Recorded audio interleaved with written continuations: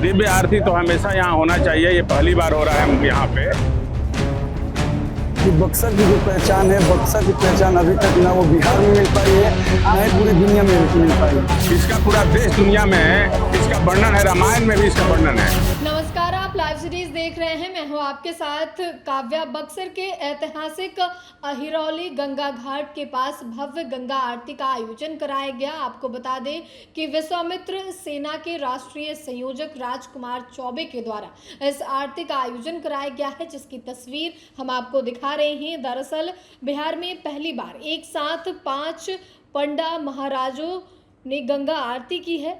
ऐतिहासिक अहिरौली गंगा घाट पर एक भव्य और आध्यात्मिक वातावरण में गंगा महाआरती का आयोजन जो है वो विश्वामित्र सेना के द्वारा और विश्वामित्र सेना के संयुक्त तत्वाधान में स्थानीय गंगा समिति द्वारा जो है इस गंगा आरती का आयोजन कराया गया था, जिसकी तस्वीर आप अपने स्क्रीन पे देख पा रहे होंगे। विश्वामित्र सेना के राष्ट्रीय संयोजक राजकुमार चौबे की विशेष उपस्थिति में कार्यक्रम को जो है वो संपन्न किया गया। आप सबसे पहले इस मौके पर विश्वामित्र सेना के राष्ट्रीय संयोजक राजकुमार चौबे और भोजपुरी कलाकार अरविंद अकेला क्या कुछ कह रहे हैं, आप सुनिए।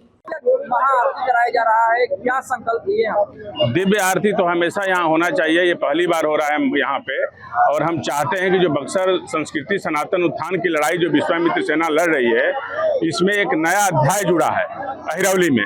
और इतना भव्य जो है आरती आज माँ गंगा का और अहिरौली के धरती पे सौभाग्य प्राप्त हुआ है हम लोगों का कि जो इतना भव्य आरती हो रहा है। ये तो भूमि तपोभूमि है ना जी।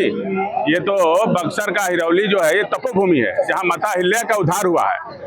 इसका पूरा देश दुनिया में इसका वर्णन है, रामायण में भी इसका वर्णन है।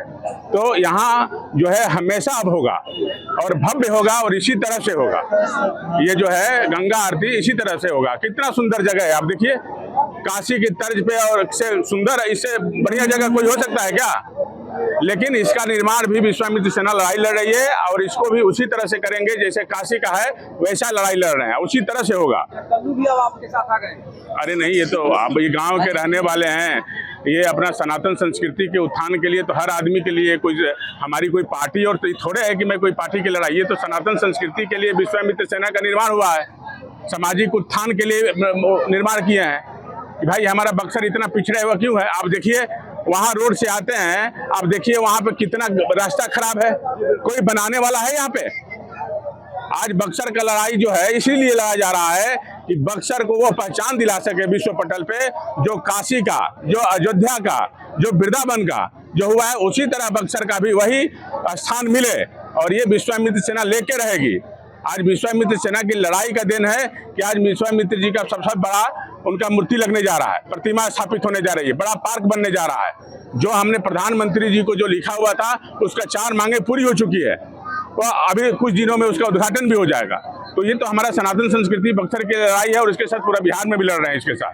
तो बक्सर तो तपोभूमि है। घाटों का उत्थान होना चाहिए, उस तरह से नहीं हुआ है। कहाँ हुआ है? आप देखिए कितना एकदम ये जो नेतृत्व करने वाले लोग हैं बार बार, ये कभी ध्यान दिए नहीं, खाली लोगों को माया जाल में फंसा के बक्सर का विनाश कर दिए।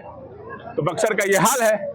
ये तो बक्सर का जारी रहेगी, आगे भी लड़ाई जारी रहेगी। बक्सर का वो स्थान दिलाएंगे जिस तरह से अयोध्या है ना, यहाँ भी हवाई जहाज उतरेगा, यहाँ भी हवाई जहाज उतरेगा। और ये काशी और अयोध्या से पुराना शहर है, अच्छा उसका वो स्थान मिलेगा।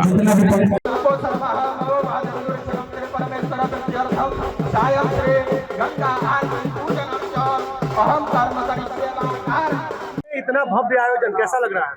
बहुत अच्छा लग रहा है और बहुत बहुत धन्यवाद करना चाहेंगे विश्वामित्र सेना का और हमारे गांव के जितने भी लड़के, जितने भी हमारे बड़े भाई हैं या चाचा जी लोग हैं, जितने भी हमसे बड़े बुजुर्ग हैं, कि इतना भव्य आयोजन हुआ महागंगा आरती का।